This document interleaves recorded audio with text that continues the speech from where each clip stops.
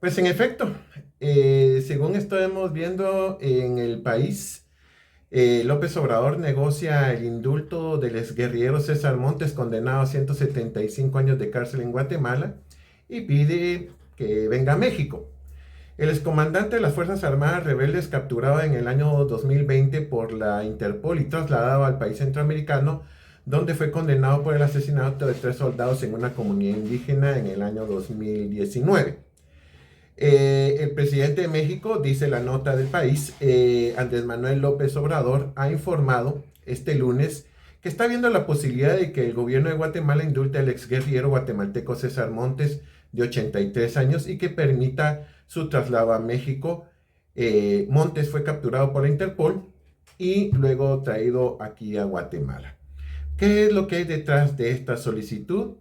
Pues la verdad es que hay mucho de qué hablar. Creo yo que hay que entender esta solicitud a partir de una imagen, digamos, tergiversada que el presidente tiene sobre el personaje. Esta imagen se la han hecho ver algunos de sus allegados, asesores, algunos incluso que tuvieron mucha participación política durante el enfrentamiento armado interno en Guatemala. Pero veamos esto más detenidamente. Les soy sincero, me hubiera gustado más que César Montes hubiese sido procesado por los crímenes cometidos durante el enfrentamiento armado interno que asoló Guatemala. Sin embargo, por la amnistía que se llevaron a cabo, en el cual ignoro si él se amnistió, pues muchos de estos crímenes quedaron impunes, por lo menos para gran parte de la comandancia guerrillera. Pero creo yo que lo que estamos viendo ahorita es una lectura parcial, ¿sí? Hay dos imágenes del mismo personaje. Estábamos hablando del personaje como un exguerrillero y estamos hablando del personaje como una persona que se dedicó, por lo menos desde hace más o menos como unos 20 años para acá, a estar organizando grupos paramilitares, presiones ante el Estado y también el posible involucramiento en actividades delictivas en aquella región de Guatemala. Estamos hablando especialmente en la Sierra de las Minas, hacia el nororiente de Guatemala. Pero el personaje, el exguerrillero, es al que se está haciendo referencia Andrés Manuel López Obrador, y sobre ello vamos a tratar de profundizar un poco. Julio César Macías es su nombre real, pero su alter ego es César Montes. Fíjense que es interesante ver la forma como lo defiende el gobierno, especialmente el presidente, aún sabiendo, por ejemplo, que él reconoce en el libro que él mismo escribió sobre su vida, y que fue uno de los primeros que se publicaron en relación a la visión que tenían algunos guerrilleros sobre el conflicto armado interno.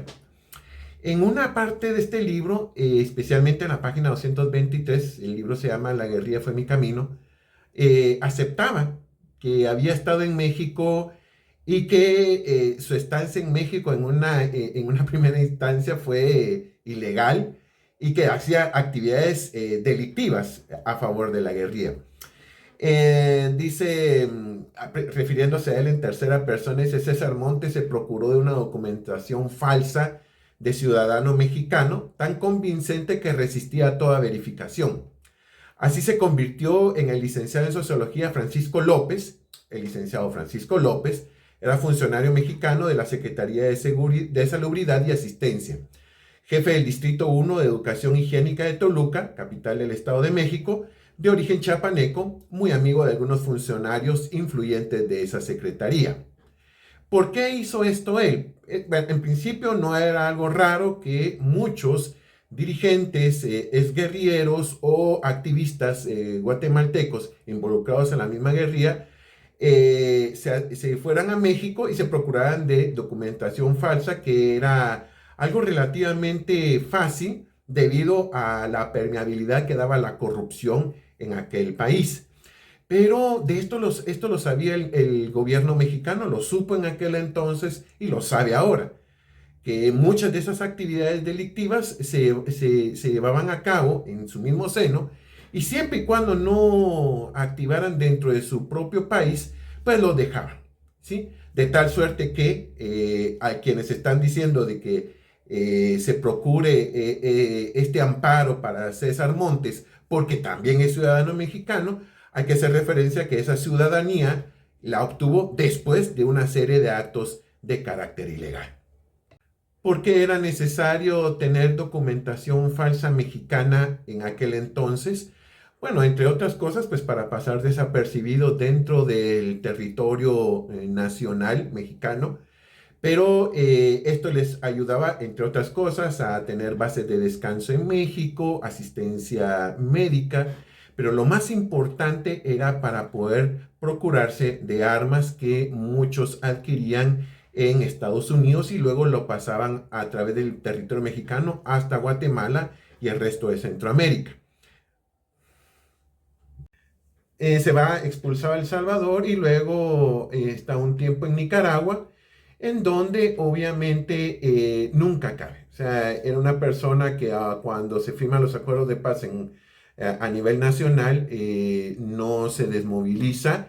Él no forma parte para nada de la comandancia que negocia, no participa activamente en la conformación del partido URNG, se va incorporando poco a poco en otros partidos, en otros esfuerzos, pero finalmente se desliga de todos ellos, no, como que la vida de civil y de político no era para él, y como les decíamos a un inicio, se va involucrando nuevamente en formar este tipo de organizaciones paramilitares en aquella región.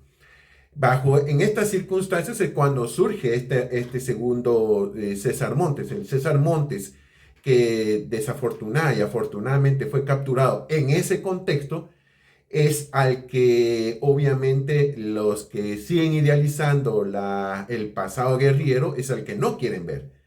El personaje oscuro, opaco, que jamás pudo encontrar la paz y que siguió desarrollando un discurso lleno de ponzoña, que en realidad lo que hacía era justificarse a sí mismo y a las personas que estaban con él actos deleznables, como podría ser en este caso el asesinato de soldados. Adicionalmente a otras actividades ilícitas que se han estado estableciendo, que en efecto existían y existen en esas regiones y que actualmente es uno de los grandes peligros que hay para Guatemala. ¿Cuál es mi lectura final? Mi lectura final es de que el gobierno mexicano no tiene ese contexto y al no tener este contexto cometió la ligereza de hablar por una persona que puede, en este caso, ser parte de esa estructura criminal y que solamente le corresponde al gobierno de Guatemala poder determinar. Desafortunadamente, todavía en México siguen habiendo estructuras ideológicas, políticas, intelectuales que están en estos puestos de poder, siguen desarrollando esa visión romántica de ese pasado que enlutó a Guatemala. Hasta la próxima.